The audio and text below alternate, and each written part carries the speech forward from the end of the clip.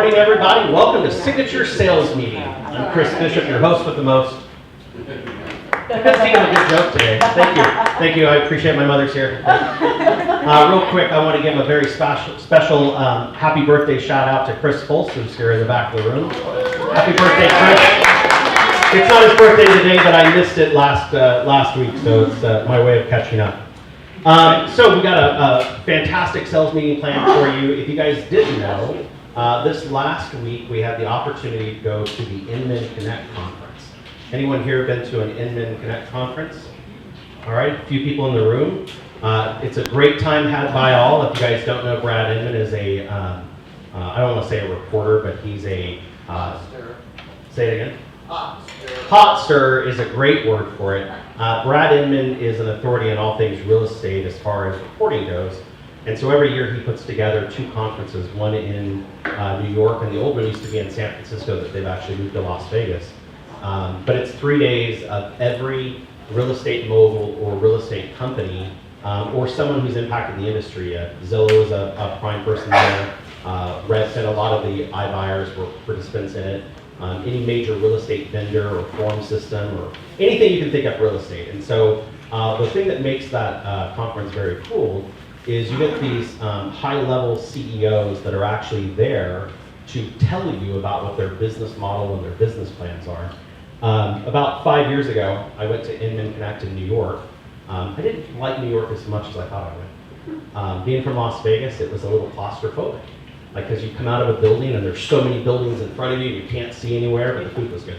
Anyway, at that conference, one of the chief executive officers at Zillow, I can't remember the lady's name to save the life of me, but she said something on stage that was the most profound real estate statement I've ever heard. And she says the only reason that Zillow is able to make billions of dollars every year in real estate and off of realtors, every consumer that we sell as a lead was the failure of a real estate agent to connect with their database. And I sat there thinking, I'm like, wow, she's right. I mean, that's the reason open houses work, is because somebody failed to communicate with their base and they had to go out looking for somebody to help them. And so they found the property, and of course, hopefully through the agent sitting there, they found you. But that conference is the reason you go, is to find nuggets like that and to get great information there. So we're going to hear from Janet. She took copious notes. I was at the conference the first day, and Sherwin, one of our agents, was also there, and I'm going to share his information with you guys for that.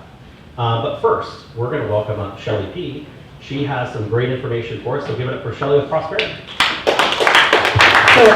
So do not stand in front of the projector. Yes. Okay, happy Tuesday, everyone. Happy Tuesday. Oh, come on, guys. I've been off for a whole week. Can you tell I went to Hawaii a little bit different? Happy Tuesday, everyone. Happy Tuesday. All right, look to the person next to you and say, you are amazing. You are amazing. You are amazing. And you mean that, right? All right. You are all amazing. 100%, yes. Even you, Ellie. You are, and you are. All right, how many of you guys know what a house hack is? Never heard of that word? Oh, okay. In any way, what do you think of when you think of house hack? What do you think of when you think of hacks? A shortcut. Shortcuts, make things easier. Yeah.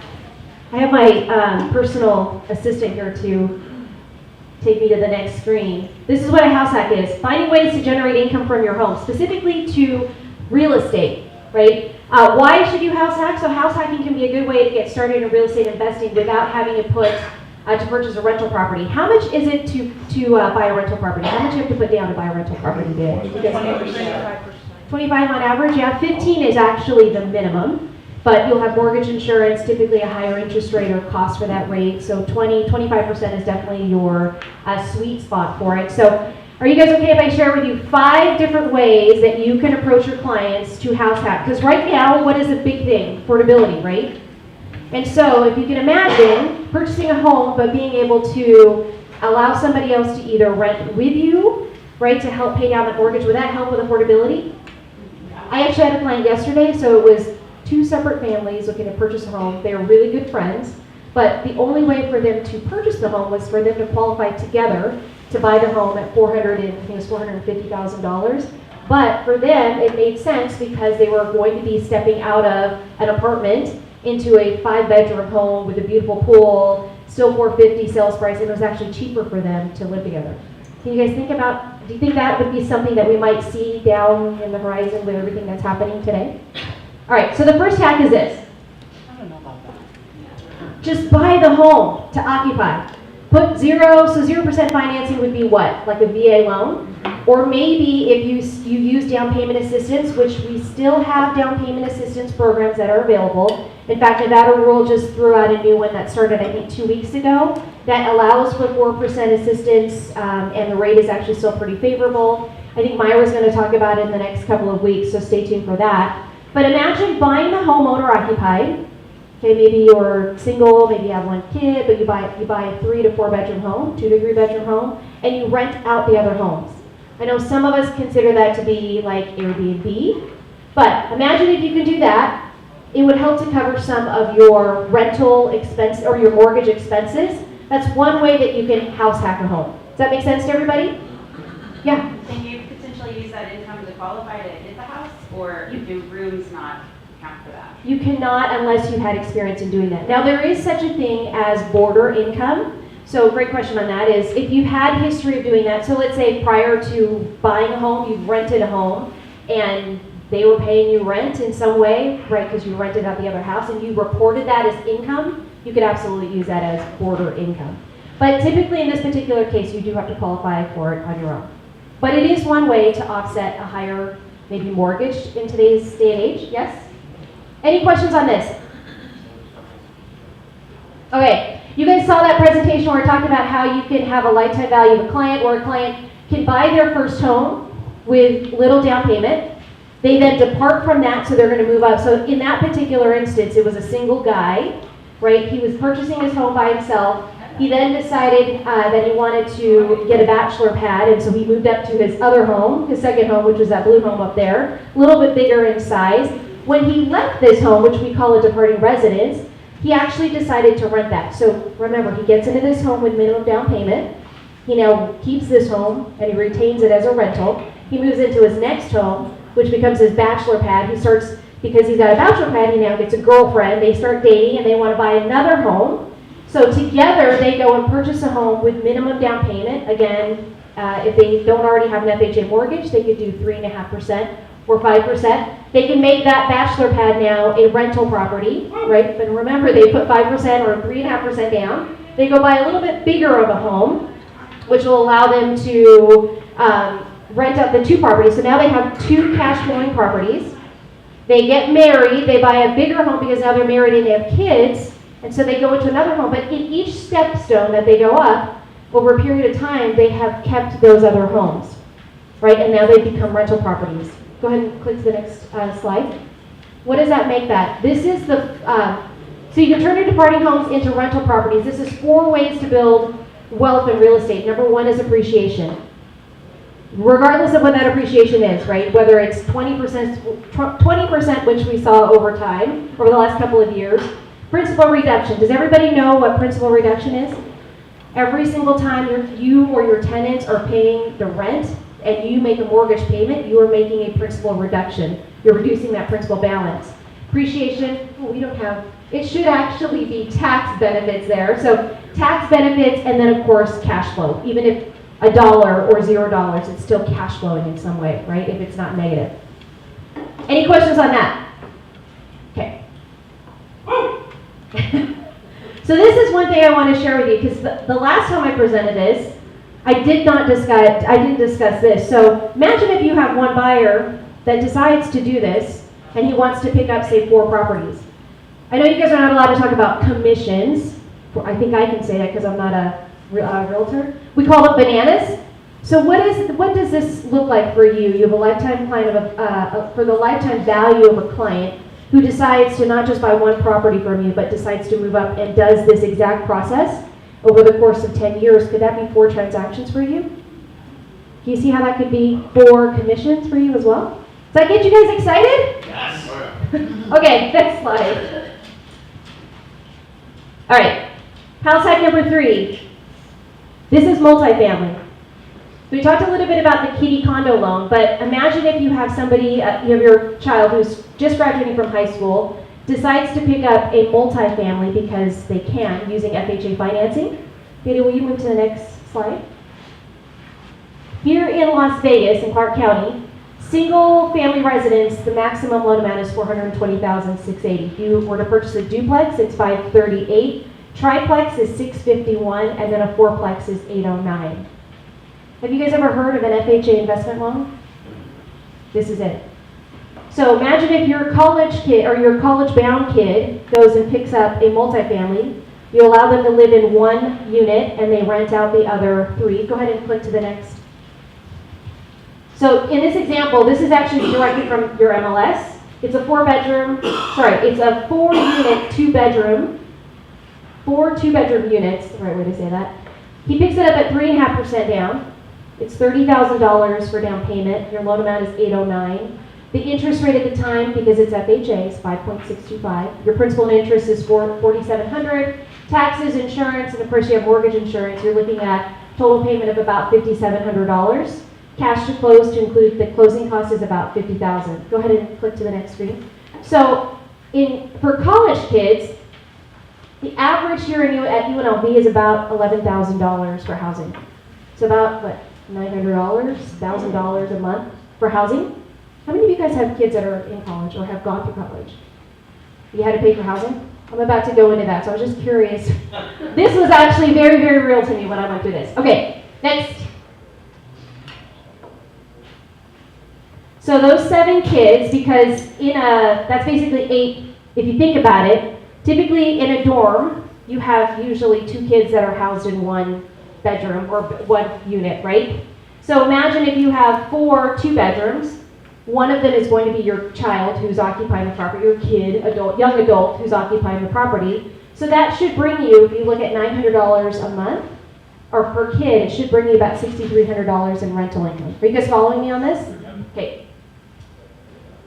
So you take the $5,700 is what the PITI, obviously that doesn't include utilities, but minus the $6,300. So this child or this kid who's picked up this FHA loan because he's the primary resident, you are the non-occupying co-borrower on this, right? You're helping your child basically purchase this home. Go ahead and click to the next screen. In 4 years, assuming, now this is based off of a 4% appreciation, based off of my MBS Highway, I have you guys obviously can do the same projections, but sales price would be about $1 million in about 4 years. Does that sound reasonable? Like not too crazy? Loan amount, because of, again, principal reduction, is $750,000. So they net about $262,000. They cash flow at $25,000. So in that particular case, guess what happens? Your child's housing is free, right? Remember we saw $50,000 was the down payment? They're basically covering half of that down payment or cash to close. What if you decided after 4 years you wanted to sell the home and you took the net proceeds, $262,000, could that pay off college tuition today? Yep. What if they did that?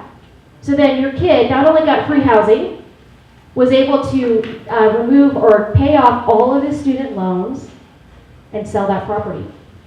So those would be 2 opportunities that you could share with your clients today. How to house hack? Awesome. Go ahead and move to the next. All right. Did you know that you can also do this with VA financing?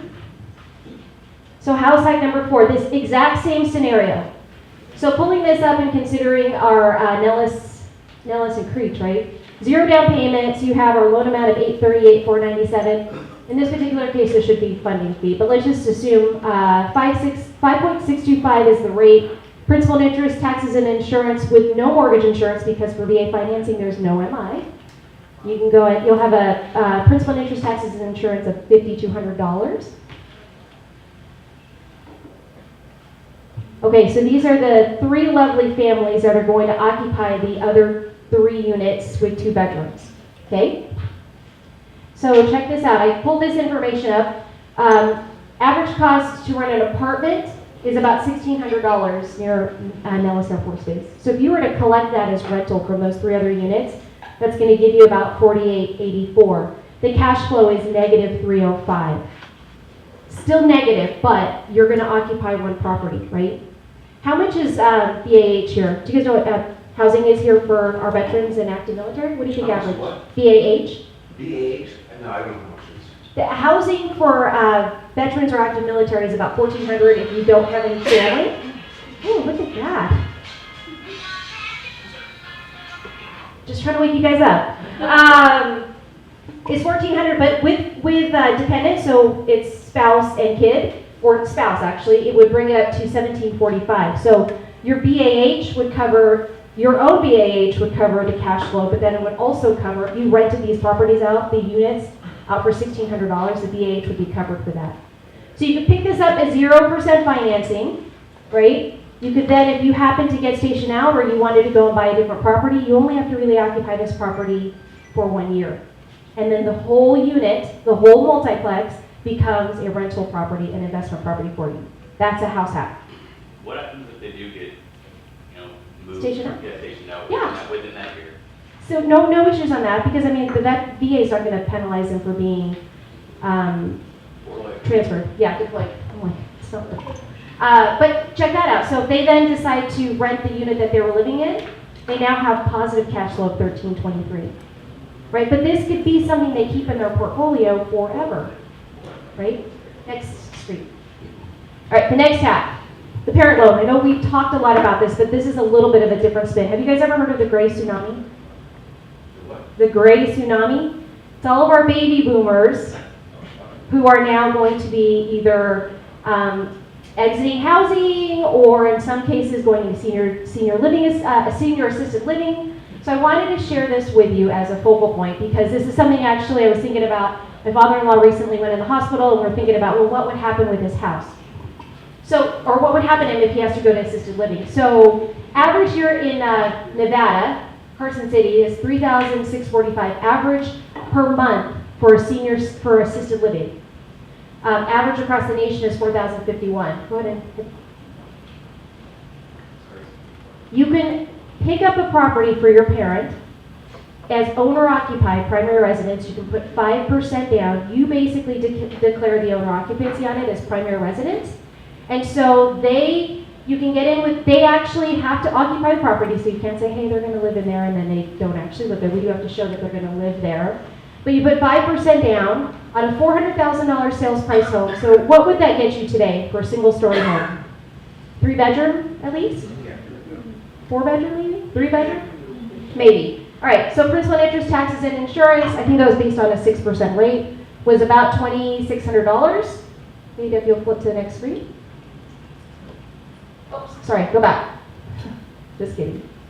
So this number is greater than what it would cost for them to live in assisted living, right? It's less. It's less, sorry, it is less, yes. The other side is less. So imagine if you also decided to rent those homes out, the rooms out. So if you have a 3-bedroom, and they are accustomed to paying, say, less than $3,000, right? It would make it beneficial for them. But if you got a family of senior citizens in that for 2 or 3 bedroom, the other 2 to 3 other units, you cover, what's that? Yes, exactly like the Golden Girls. Have you guys seen this? You guys, like, never gonna do it. But this is also a community for them, right? And you can, caregivers come to their homes, they can take care of. So I wanted to share this with you because it's not just that you can purchase the home as owner-occupied. This avoids you having to do this as an investment property, because your parents will they actually can take the place of the owner-occupant, and you can do that if you're buying a home for your parents. Plus, you can go back to the first hack, which is you can rent the other properties, or you can rent the other units out, and then basically cover the rent plus more, right? And just think about it. You'll have a cool senior citizen, assisted living rental property, not an Airbnb. Questions on that? You guys are not excited about that? That was super exciting for me. The Golden Girls. All right. Any questions about this or anything else as far as mortgage? Nothing. Okay. Have a great week.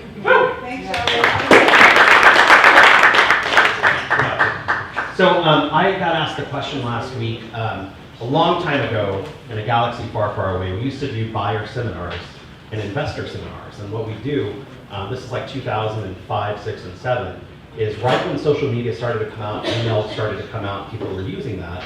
we would blast all of these investor lists that you can get. I mean, literally, if you Google Las Vegas investor list, you will get lists of email addresses for investors. And so I didn't have a bus. I'm just putting that out there first. But I would bring them into the office and have a seminar about how to become a real estate investor. And usually what would happen is the person coming to the seminar had no ability to invest in real estate. Like, they just wanted to find out what was possible. And what Shelley just shared with you are 5 different seminars that you could host here at one of the offices, at any of the locations, anywhere you want, but it's a strategy that you could show to somebody that they could get on board with. And a lot of the times what would happen is I'd get somebody that would come in and they weren't qualified, they didn't have a down payment, and we would work with them to get there. And some of them became my best investors because they had a plan, right? And so these are great material pieces, and I know that Shelley and her team would definitely partner with you if you wanted to do an investment seminar. Just be careful of the marketing of that and some of the things you do, but see us as you go on with it. So Janet is going to share in just a second her notes from Inman, but I told Sherwin that because he was going to let me do it, I would go first. I guarantee you the perspective is going to be a little bit different, and some of the words he uses in here are definitely different than some of the words Janet's are going to use. Okay, so, and Janet, I apologize, if there's anything he says in here that you don't agree with, you can fix it when you come up. So his first comment was from the seminar that this was the perception that this is the worst housing affordability crisis they've had since 1996. It was kind of something that went across the board, but I want you to remember, most of the people in the room were born around 1990. And so a lot of them did, the average in the room. So they didn't remember some of the things. Yes. I want to say that their perspective may be a little bit different than yours, Ellie.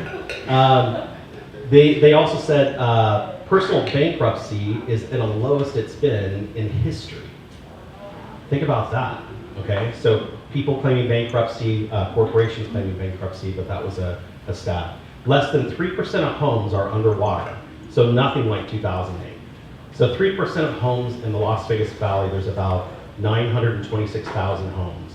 If you can do that math, you're better than me, but that's about 25,000 homes that they say are underwater. Key takeaway that he had from Inman is that video is king of everything. 60-second videos are kinger. Kinger isn't a word, and he did say that, but a lot of agents are out there doing 30-second videos, things like that, and the mass consumer out there is looking for information because they want to see what you think.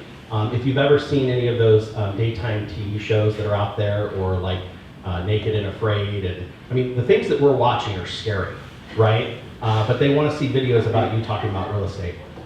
This is a great one. Don't be boring. The majority of people that are out there talking about real estate are extremely boring, and so don't be that person. The content is important, that you understand the content is not for you, which means that you need to go out and get your business partners, your lenders, your title reps, and other people to provide you with content, because the average consumer doesn't understand the real estate market like you do, and so stop treating your content like it's for real estate agents. Have you seen that? A lot of real estate agents' posts are so that other real estate agents feel good about it, right? They're not going to be your clients, so stop catering to them. Okay, last piece is Janet. He said venture capitalists are going to keep coming for us in the industry no matter what happens. When I got into the real estate market in 2004, there was a major initiative, believe it or not, it was on billboards, the association was behind it, to keep banks out of real estate. Anybody remember how that went? Yeah. Right? And what was going to happen, and just think about this, what was going to happen is that when you walk into your branch and you go up to your teller window and you withdraw your cash, in the lobby of the bank was a mortgage professional. And what they wanted to do was put a real estate professional right next to them that worked for the bank, so that you had a one-stop shop to get your home services in one place. And the banks were proceeding aggressively towards this. The problem was they didn't know how to manage real estate agents, right? And so again, the sky was falling, there were billboards everywhere, keep banks out of real estate, and then the foreclosure crisis happened and they owned all real estate. Tech isn't close to being done infiltrating our industry. So what he got from this that he said was that consistently every single year, there is some new technology that everybody freaks out about. Has that been true for this year and last year and the year before? Just ask Brandon, he was the president after a document system change, and it definitely has caused an issue, right, Ellie? Also, they don't mention the recession anywhere. No one at the event, he felt, was really talking about the recession. They use terms like sizing and a margin crunch, right? It's not about the issue, it's about how you spend it, right? And last but not least, there is still a strong emphasis on reducing our carbon footprint via solar-powered homes and other renewable energy sources. We are only 15 years behind China, who saw this issue decades ago. And so I think we've all noticed that if you've gone to a new home sale site, they spend a lot of time talking to you about the footprint or the cost of this home, which have dramatically dropped. You buy a TV or a washing machine or a dryer, what's the thing that you see in yellow on the machine, right? And it's energy costs and what it's going to be like. He felt that there was an overabundance at the event talking about a lot of those issues. So that was Sherwin's part. Let's give Sherwin a round of applause.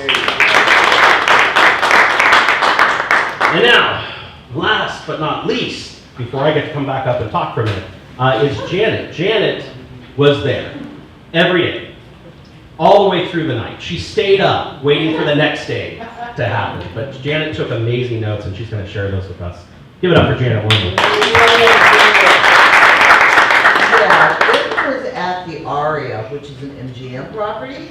So just ask me what I paid in valet parking, because I had no idea where the parking garage was, because I haven't been down there in years. It was a bloody fortune, let me tell you.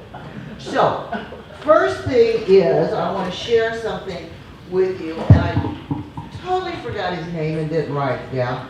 But who's the guy that plays on, he doesn't play, it's a reality show, Bravo's $1 Million Listing Agent? Right, sir. Okay. So he's developed Calm down. a lot. He probably didn't do it personally because he doesn't strike me as being very bright. But he has a new app. It's called Real. And it was pushed throughout the entire conference. And the whole thing is to connect properties with buyers, not only nationally, but globally in real time. I have downloaded the app, but that's all I can say. I've downloaded the app. It's called Real. But I'm going to pass around my badge, and if you want to scan the QR code, go ahead. It's absolutely free. And if you're not in here in the office, Don't do it, Ellie. That pays for her parking. if you're not in the office, if you come in, I'll just leave my badge at the front desk, and you can come in and scan it if you're not here. Okay, so let me tell you how Inman works for their morning sessions. You're in this huge conference room, and you find a seat, and they have a stage, and people come at you fast and furious on the stage. There are no breaks. It just keeps going, and there may be 20 minutes of a panel discussion, there may be 10 minutes of an interview, there may be a realtor who is a marathon runner talk about her thing. So it just keeps going and going. So I condensed my 15 pages of notes. So the first thing they had was called 2022 WTF. So Open Door lost $1.6 billion. Zillow lost $1.5 billion. And Compass lost $1.7 billion. But the big growth came to EXP and Compass. So, and one thing the panel pointed out over and over and over in this little 15-minute interview was technology doesn't sell houses, agents do. And this past year was an all-time high for sellers using agents to sell homes. So the bottom line from this session is that agents are essential to the transaction.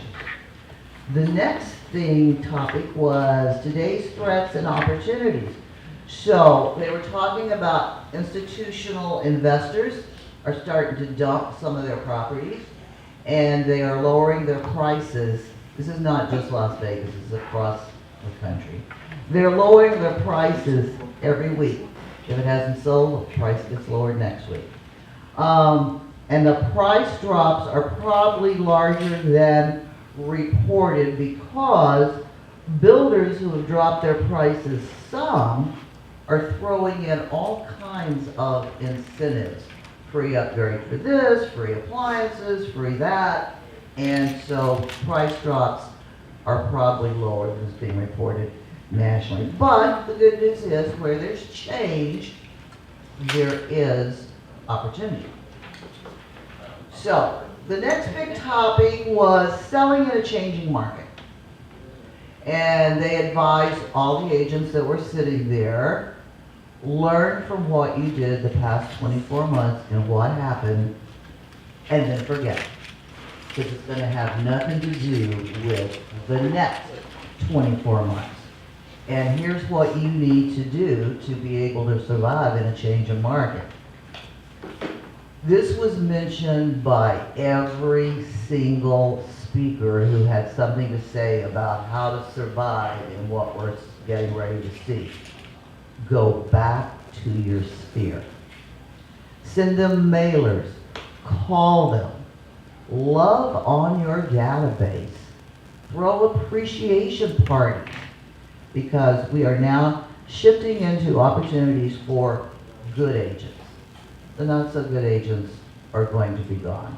In fact, they're predicting within this next year that the realtor counts across the country will drop probably by 500,000. There was applause when that was How many are there now? How many are there? 0.6. What happened? It's up like 200,000 numbers, but it's 1.6. And this happens every time there is a, it happened in 2005. You know, LVR was bursting at the seams, which was GLVAR.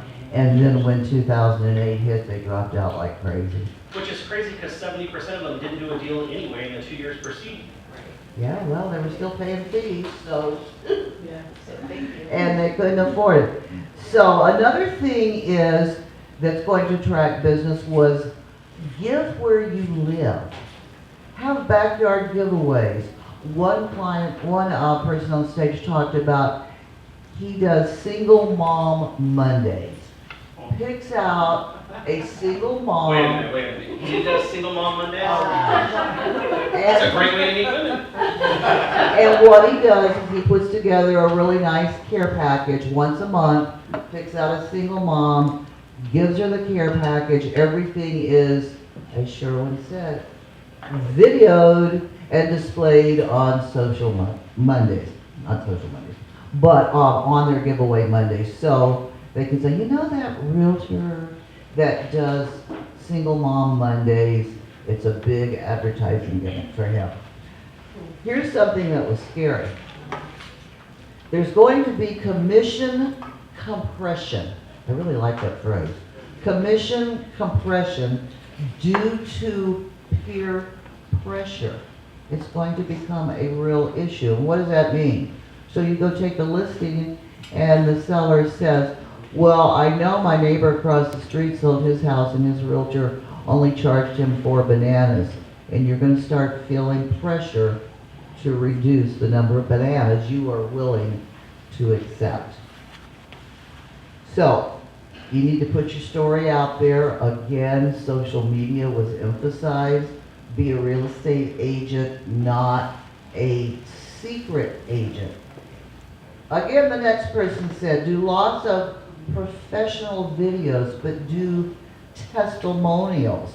Like, take a past client out to dinner every Tuesday and have somebody video the testimonial from your client while you're at dinner on Tuesday. So we have Single Mom Monday, we have Testimonial Tuesday, and we are moving to a skill-based real estate environment. And the other thing is, whom you take advice from really matters in this changing market. Okay, so next little panel session was new strategies to level your brand. 1, give back to your community. 2, budget a line item for charity and social media. plan for surviving the downturn. We have low inventory, but despite the low inventory, the market's still really flat. And it was emphasized, as Sherwin said, or Chris said via Sherwin, we're not in a crash. We're just starting to move to a more normal market. We're not in a normal market yet, but we're starting to move there. And the slowdown could just be a perceived change. The Nexus person also said, focus on your social media. Price is only an issue in the absence of value. So when you start getting caught in Say that that again. compression spiral, remember, price is only an issue in the absence of value. Okay, here are some factors that have been reshaping our real estate landscape. Number one is the open door case. You all know about that. We talked about it. It's been all over social media. If you subscribe to Inman, it's been their headline for a long time.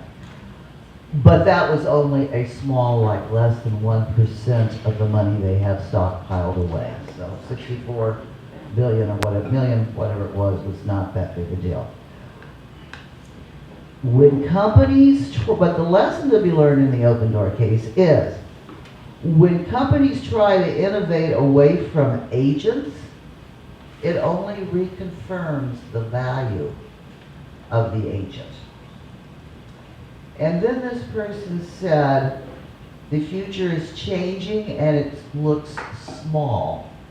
It's going to be boutique firms, local firms, and large teams. Okay, the next person on stage or people talked about steps you need to take to prepare for this shift. Number one, you need to have reality about what does it really mean. Are we crashing? Are you going to meet with a hysterical seller or a hysterical buyer who thinks the whole market's crashed? The buyer thinks they shouldn't buy now. The seller's afraid he's not going to get his money out of the property. Here's what it really means. Do you know that 91% of all realtors have only shown properties whose average day on the market is 28 days? I remember days when I didn't want to take a listing. I like buyers because that listing was going to sit there for 6-9 months and then it was going to expire.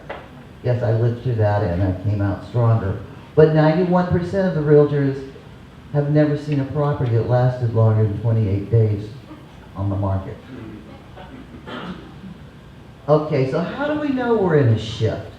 The first sign, if you're paying attention, was the lack of multiple offers. That was the first sign. The second sign was sellers started paying closing costs.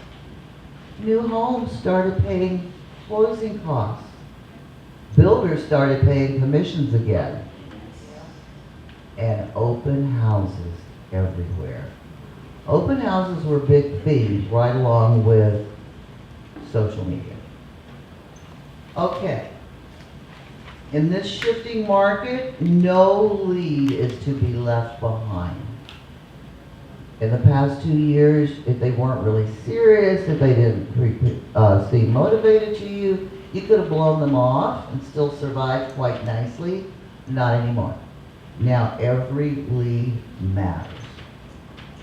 Make listings a priority. Ever since I've been in real estate, except for the past 2 years, it's been, if you want to last in real estate, you need to be a listing agent. List to last. They also suggested make it a habit of physically visiting a FSBO or expireds every day. And your database will prove you right or wrong. You need to double the size of your database and you need to triple the touch of your database. So, the next big one was the path forward. What are game changers? The interesting thing is that they found out that in talking to buyers and sellers, they don't have the uncertainty of purchasing or buying that most agents in the media think they do. So that's one thing.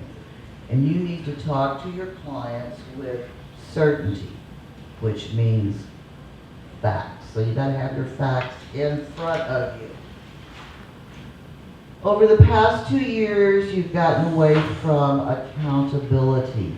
So you took a listing on Friday afternoon. By Saturday afternoon, you had 20 markets, 20 offers. You had no accountability. You did nothing except put it in the MLS.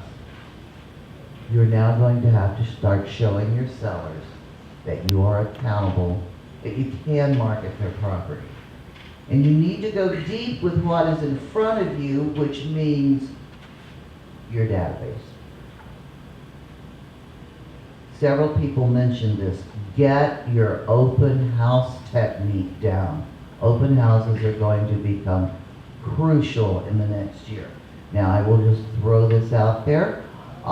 In September, we will be having an open house CE class here live, in person. So you might want to RSVP early. What? September 7th. September 7th. Okay, thank you, Lois. It was also suggested, go back to door knocking. A lot of people like door knocking. You can get up close and personal.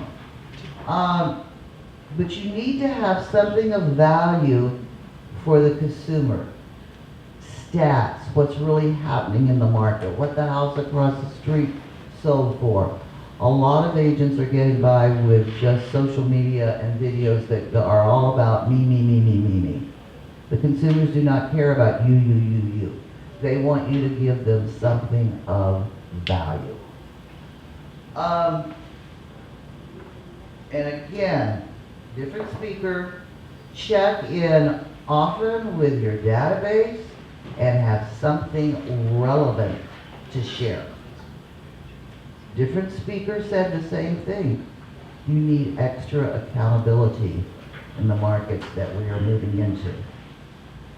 Break down the client's needs and look at the whole picture, not what's just happening in the world. So what if interest rates are up? Does that mean the client cannot afford to buy a house and maybe refinance later? Listen to your client, discuss their personal needs, not what else is happening.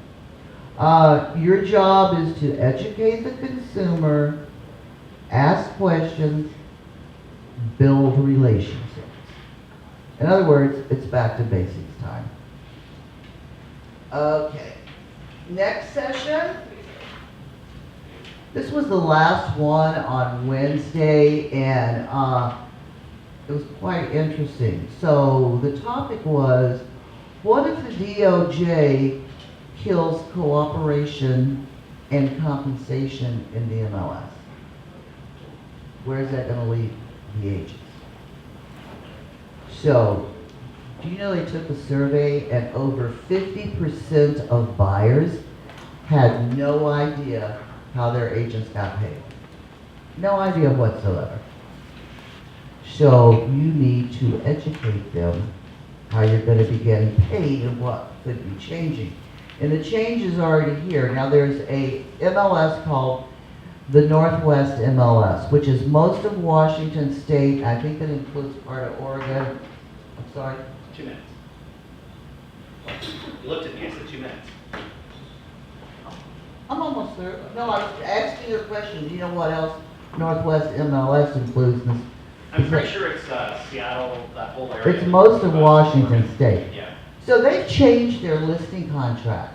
And guess what? There's a paragraph in their listing contract where the sellers get to choose whether to offer a percentage to the buyer's agent, a flat fee to the buyer's agent, no compensation to the buyer's agent, or offer the buyer a reduction in price for not paying the buyer's agent a commission. And there are little boxes and blanks that they can say, okay, I'm going to give the buyer's agent blank percentage of the total sales price. Or they can check the box that says, I'm going to give the buyer's agent a flat fee of $1,000. Or they're going to say, I'm not paying the buyer's agent anything. And that's a pretty common conception, because I will tell you, I've been licensed since a long time. And I had a house at the lakes, and when it became vacant, I sold it. So, wasn't on the market but a day, and this was several years ago.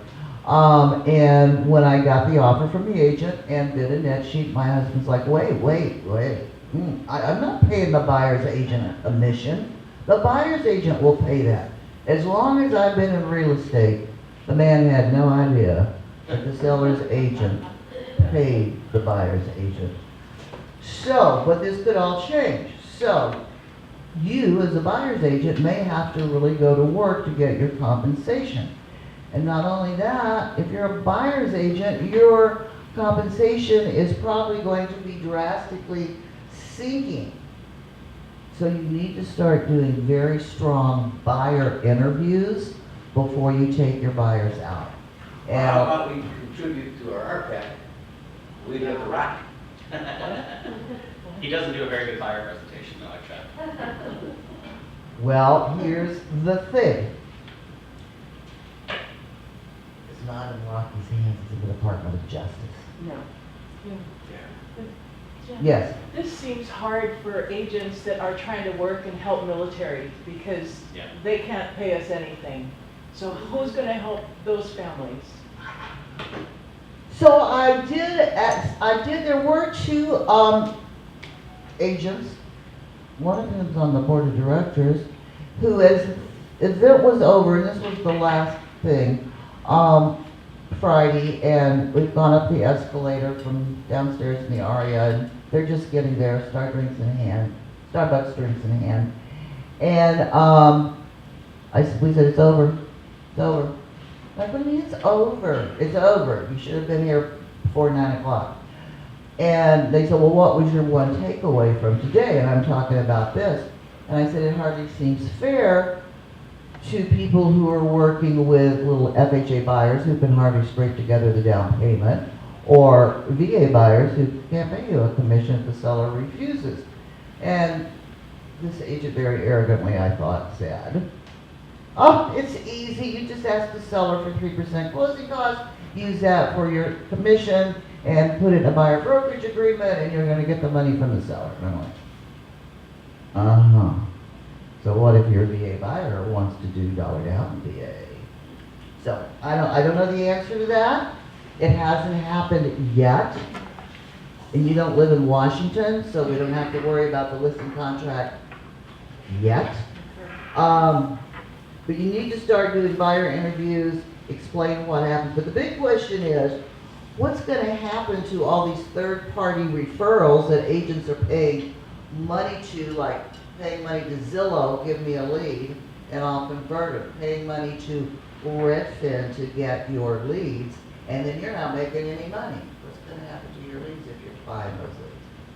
Or in Redfin's case, you're giving them 35% of your commission. I don't know the answer to that.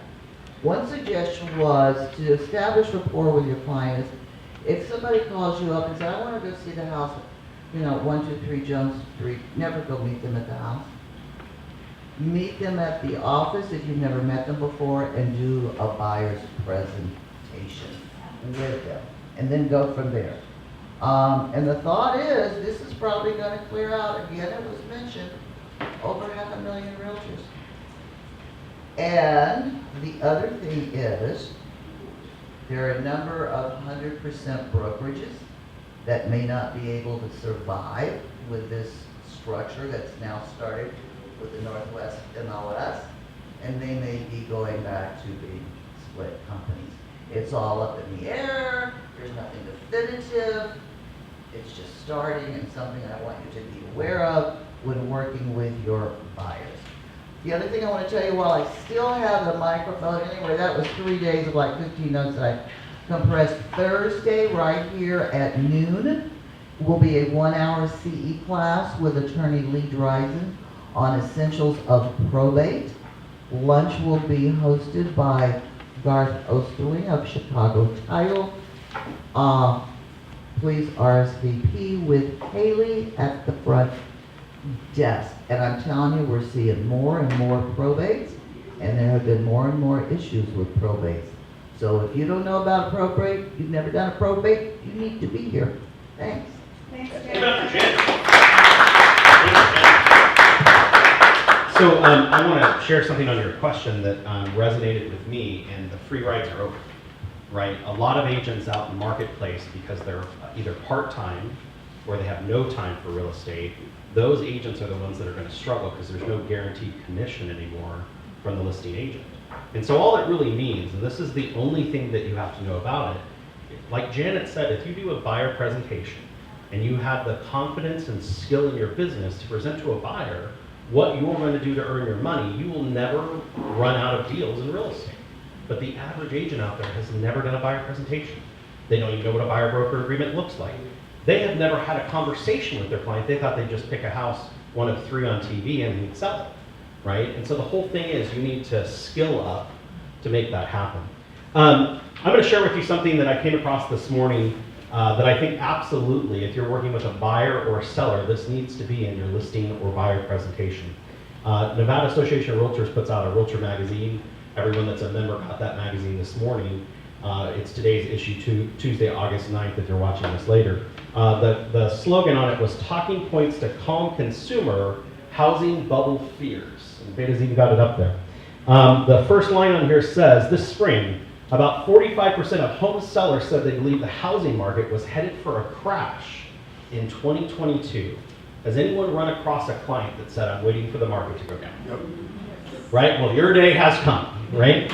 But I hear that all the time, and I would hear consumers say, well, I'm going to wait for the turn. And I hear the seller say, I need to get the home on the market because the market's turning, right? Do clients only wait for market cycles to buy and sell things? No, right? There's life that happens in the middle of that.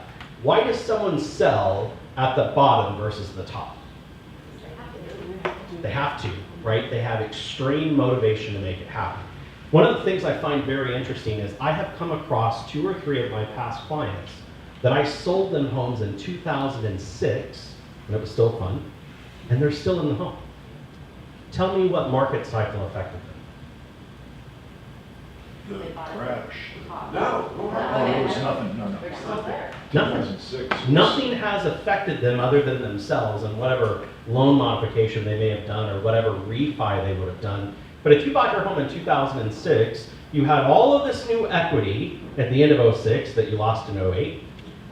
Your interest rate was extremely high. It was close to probably 7.5% to 8%. And the only thing that happened for them was the money that they borrowed got really cheap 7 years down the road. People were able to refinance those properties and usually take out the equity. And hopefully if they met Shelley, they would have done the strategy she posted about. But some people don't do that. They're still in that home paying down that mortgage. And if I came across them today, they probably have an 80% equity position in their property. So again, my question for that consumer is, what market cycle did they affect? Nothing. It's all found money that they have. Instead of a housing surplus like in 2008, the nation is facing a severe inventory shortage. Is that still true? I kind of felt that the inventory has gone up. I mean, we had that conversation in the sales meeting. We said it was about 3,000 homes. We came back the next month, there were 7,000 homes. And now we're probably closer to 10,000 homes. But as of this article this morning, home builders put more than 2 million housing units a year into the pipeline leading up to 2008. 2 million homes a year they were building that led to that surplus of inventory that caused the bubble. They were overbuilding at the time, and this came from Chief Economist Lawrence Yun. Today, it's exactly the opposite. The country is still facing historically low inventory levels and low rental vacancy rates that are the consequence of multiple years of underproduction. If you guys remember, if you were in the business back in '05, how many homes were in a builder phase? A lot. A lot. Like you looked at an entire community and it was all one phase. If you guys noticed, and I saw Richmond America came out with this first, a phase to them was like 10 homes. Phase one, right? And you'd go to the builder thinking, oh my God, this is gonna be great, and they have no homes to sell.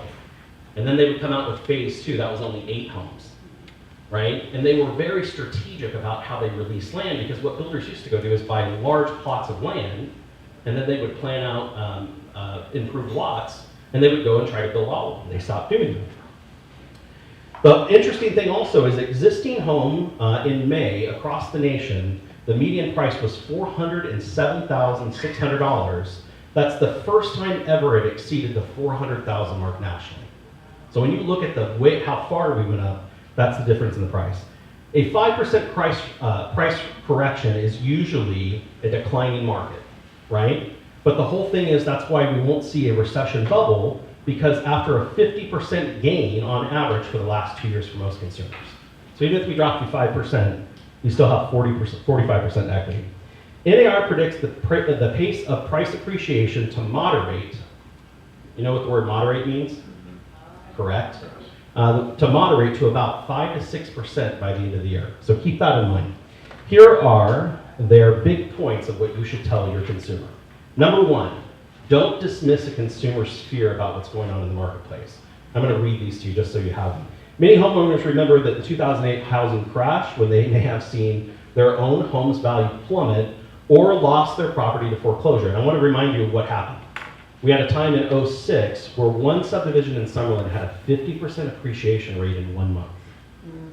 Okay, think about that. 1 month they made 50% on their home.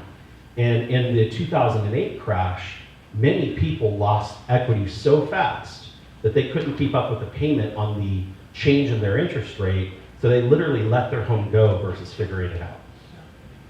Many millennials who are the strongest home buying force today, which weren't around then, watched their parents struggle to keep up with their mortgage payments, scaring them off their own homeownership path. Their concerns about a housing bubble 2.0 may come from a deep place inside, so acknowledge their fear and let them know their feelings are important. Okay?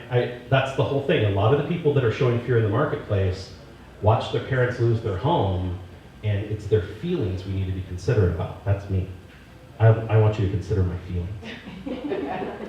Okay, another thing, and Shelley has attested to this over a number of our meetings, mortgages are structured differently. The kind of subprime lending that was blamed for the 2008 crash is a much smaller and more regulated part of the market today. The lenders and regulators do not want to make the same mistake to lending people who cannot repay their mortgage. Therefore, their credit scores for mortgage approvals have been high. The typical credit score for a mortgage borrower, which is really interesting, was 776 as their median for the first quarter of 2022. During the Great Recession, it dipped to a 707. I didn't know anyone, except for maybe my parents, that had a score above 700 at all, during the crash, because everyone had 35 homes. Plus the fact that their mortgage rate adjusted and the continuous fluctuating interest rates over a set period of time caused the borrowers to have that issue. So people always forget about the rates and what happened with the rates. Number 3, housing inventories remain low. The nation is roughly still 3 million homes short of meeting buyer demand, Freddie Mac estimates. NAR has called for a once-in-a-generation response to the supply crisis. About 1.2 million single-family housing starts are predicted for 2023. So we're still 1.8 million away from the need that we have in the marketplace. So as long as buyer needs continue to be strong, again, that's what we'll see. Number 4, buyer demand remains high. I hope you guys all know what that means. People are still looking to buy a home. In real estate, we've heard this 3 times in the last month on different things. Real estate can be a hedge against inflation. Anybody know what a gallon of milk costs right now? So I paid $4.85 yesterday. Right? Organic. Organic. But I mean, you start to think about some of these things. Every single thing that we touch. Go out to dinner with your family. What are you going to spend for a group of 3? Well, let's say you don't drink very much. At least $100, right? And so you got to keep that in mind, that real estate is one of the few items that actually can insulate you for that. Last but not least, Market conditions is not the same in the crash. The housing market has showed recent signs of slowing, but based on present evidence, there is no expectation that a fallout from housing correction would be comparable to 07 through 09 global. And that's what they highlighted here, global financial crisis. It's not just here, we're seeing corrections here. What are you seeing around the country? Is everywhere screaming and crying and yelling about the national or international real estate market? I continually hear Michael, who's actually not here when I'm going to talk about international, they're talking about the fact that money is moving around the world to purchase real estate. And there are buyers coming from all over the world. In June, more than 40% of home sellers dropped their asking price in major markets like Salt Lake and Boise, Idaho. I didn't know Boise, Idaho was a major market, but it is. Home buying costs have increased $800 every month this year to do for higher mortgage rates. So if you would have bought that home in January when we begged you to do it, and I know I begged my clients to do it, it now has cost you $800 on average every single month not to do it. That's crazy. The 30-year fixed mortgage, which is 2.9% just a year ago, was 5.5% for the next week ending in July 14th. Think about what it'll be in 2 months from now. And so that's another piece of this article if you go through it. If I were you, you never ever want to tell your consumer, we're not headed for a crash. We're not headed for a bubble. That I know what's going to happen and I feel good about it. What you want to do is you want to take out somebody else, insulate yourself and say, listen, I'm not an economist, but Lawrence Yun is, and he wrote this article for the National Association of Realtors that talks about the housing reset. And I'd like to share that with you. Can I go over those points? This shows a client that you understand what's going on in the marketplace, right? Now, when Janet and Sherwin talked about their videos, I was the Sherwin in this case, this would be a great video.